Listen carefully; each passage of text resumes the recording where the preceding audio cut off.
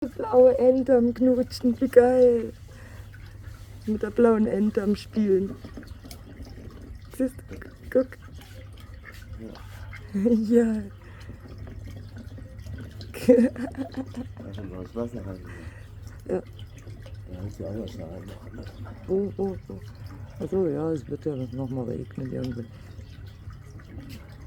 Auf jeden Fall hat es noch keinen Scheiß angesetzt. Ne. Ja, fein dafür. Tiere trinken das, also ist es nicht Gift. Ja. Gell, jo, der taucht dafür. Brauchst ja recht nicht sagen. Was da? Stückchen Rasen, was so schön war. Hm? Es war einfach. Und ist da. Und ist da.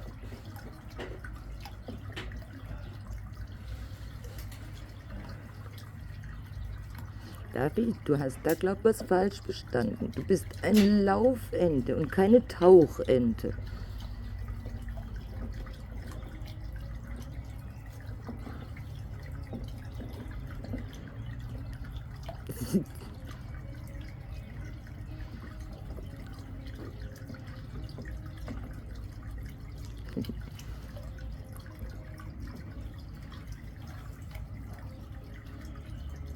Ja, gell?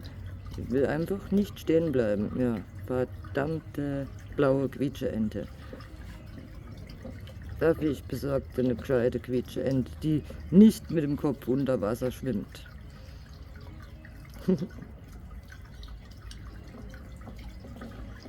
Aber ich denke, du willst keine Hollywood-Schaufel, ne? Nee, die nimmt viel zu viel Platz weg. Hier, Davilein. Ja, das ist nur um 30, ja. Quietscheente. Weil ich aber zum Liegen haben wollte. Ja. Jetzt sieht man die 3 Locken.